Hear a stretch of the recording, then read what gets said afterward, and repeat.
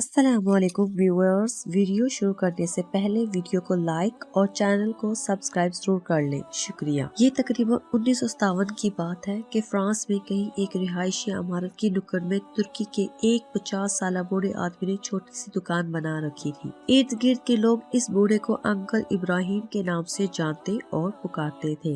Uncle Ibrahim की दुकान में छोटी मोटी घरेलू जरूरियात की अशिया के अलावा बच्चों के लिए चॉकलेट, आइसक्रीम और गोलियां टाफियां दस्तयाब थी। इसी इमारत की एक मंजिल पर एक यहूदी खानदान आबाद था, जिनका एक 7 साल बच्चा जाद था। जाद तकरीबन रोजाना ही अंकल इब्राहिम की दुकान पर घर की छोटी मोटी जरूरियात खरीदने के लिए आता था। दुकान से जाते हुए अंकल इब्राहिम को किसी और काम में मशगूल पाकर जाद ने कभी भी एक चॉकलेट चोरी करना न भूली थी। एक बार जाद दुकान से जाते हुए चॉकलेट चोरी करना भूल गया। अंकल इब्राहिम ने जाद को पीछे से आवाज देते हुए कहा, जाद आज चॉकलेट नहीं उठाओगे क्या? अंकल इब्राहिम ने ये बात मोहब्बत में की थी या दोस्ती से, मगर जाद के लिए एक सदमे से बढ़कर थी। जाद आज तक यही समझता था कि इसकी चोरी एक राज थी, मगर मामला इसके बरअक्स था। जाद ने गिड़गिड़ाते हुए अंकल इब्राहिम से कहा कि आप अगर मुझे माफ कर दे तो आइंदा वो कभी भी चोरी नहीं करेगा। मगर अंकल इब्राहिम ने जाद से कहा, अगर तुम वादा करो कि अपनी जिंदगी में कभी भी किसी की चोरी नहीं करोगे तो रोजाना का एक चॉकलेट मेरी तरफ से तुम्हारा हुआ। हर बार दुकान से जाते हुए ले जाया करना। और बिल आखिर इसी बात पर जाद और अंकल का इत्तेफाक हो गया। वक्त गुजरता गया और उस यहूदी बच्चे जाद और अंकल इब्राहिम की मोहब्बत गहरी से गहरी होती चली गई। बल्कि ऐसा हो गया कि अंकल इब्राहिम ही जाद के लिए बाप, माँ और दोस्त का दर्जा इख्तियार कर चुका था। जाद को जब कभी किसी मसले का सामना होता या परेशानी होती तो अंकल इब्राहिम से ही कहता। ऐसे में अंकल मेज की दराज से एक किताब निकालते और जाद से कहते कि किताब को कहीं से भी खोल कर दो। जाद किताब खोलता और अंकल वहीं से 2 सफ़े पढ़ते, जाद को मसले का हल बताते। जाद का दिल इत्मीनान पाता और वो घर को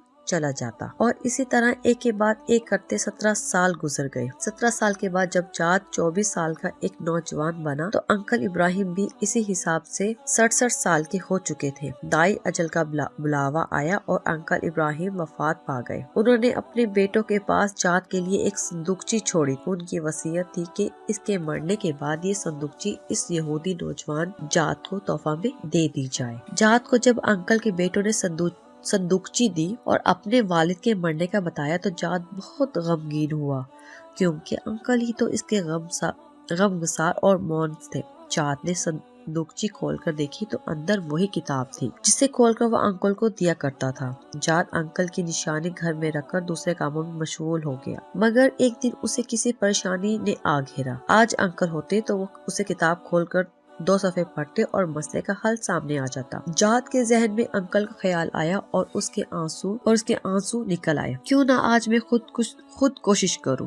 किताब खोलते हुए वो अपने आप से मुखातिब हुआ, लेकिन किताब की जुबान और लिखाई उसकी समझ से बालातर थी। किताब उठाकर अरब दोस्त के पास गया और उसे कहा कि मुझे इसमें से 2 सफ़े पढ़कर सुनाओ। मतलब पूछा और अपने मसले का अपने तय हल निकाला। वापस जाने से पहले उसने अपने दोस्त से पूछा, ये कैसी किताब है? तो उसने कहा, ये हम मुसलमानों की किताब कुरान है। जाद ने पूछा, मुसलमान कैसे बनते हैं? नौजवान ने कहा, कलमा शहादत पढ़ते हैं और फिर शरीयत पर अमल करते हैं। जाद ने कहा, तो फिर सुन लो, मैं कह रहा हूँ, अशहदु अल्ला इलाहा इल्लल्लाह अशहदु अन्ना मुहम्मदुर रसूलुल्लाह। जाद मुसलमान हो गया और अपने लिए जादुल्लाह कुरानी का नाम पसंद किया। नाम का इख्तियार उसकी कुरान से वालेहाना मोहब्बत का खुला सबूत था। जादुल्लाह ने कुरान की तालीम हासिल की, दीन को समझा और उसकी तबलीग शुरू की। यूरोप में उसके हाथ पर 6000 से ज्यादा लोगों ने इस्लाम कबूल किया। एक दिन पुराने कागजात देखते हुए जाद अल्लाह को अंकल इब्राहिम के दिए हुए कुरान में दुनिया का एक नक्शा नजर आया, जिसमें बरे आज़म अफ्रीका के इर्द गिर्द लकीर खींची हुई थी और अंकल के दस्तखत किए हुए थे। साथ में अंकल के हाथ से ही ये आयत करीमा लिखी हुई थी। तर्जुमा, अपने रब के रास्ते की तरफ दावत दो और हिकमत और उम्दा नसीहत امید کے ساتھ۔ جادولہ کو ایسا لگا جیسے یہ انکل کی اس کے لیے وصیت ہو، اور اسی وقت جادولہ نے اس وصیت پر عمل کرنے کی ٹھانی، اور ساتھ ہی جادولہ نے یورپ کو خیر آباد کہہ کر کینیا، سوڈان، یوگنڈا اور اس کے آس پاس کے ممالک کو اپنا مسکن بنایا۔ دعوت حق کے لیے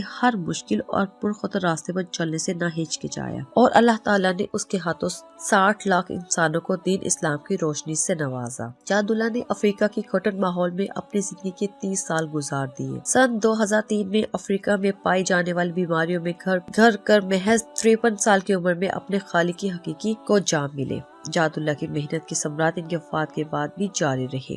وفات کے ٹھیک 2 سال بعد ان کی ماں نے 75 سال کی عمر میں اسلام قبول کیا۔ جادولہ اکثر یاد کیا کرتے تھے کہ انکل ابراہیم نے اس کے 70 سالوں میں کبھی بھی اسے غیر مسلم محسوس نہیں ہونے دیا، اور نہ ہی کبھی کہا کہ اسلام قبول کر لو، مگر اس کا رویہ ایسا تھا کہ جاد کا اسلام قبول کیے بغیر چارہ نہ تھا۔ آپ کے سامنے اس واقعے کے بیان کرنے کا فقط اتنا مقصد ہے کہ کیا مجھ سمیت ہم میں سے کسی مسلمان کا اخلاق اور عادات، اطوار اور کردار انکل ابراہیم جیسا ہے کہ کوئی غیر مسلم جاد ہم سے متاثر ہو کر جادولہ القرآنی بن کر میرے مذہب اسلام کی اس عمدہ طریقے سے خدمت کر سکے۔ اللہ تعالیٰ مجھ گناہ گار اور سیاہکار سمیت ہم سب مسلمان پر بے حد رحم فرمائے، اور عین صراط مستقیم پر چلنے کی کامل توفیق عطا فرمائے، آمین۔ شکریہ۔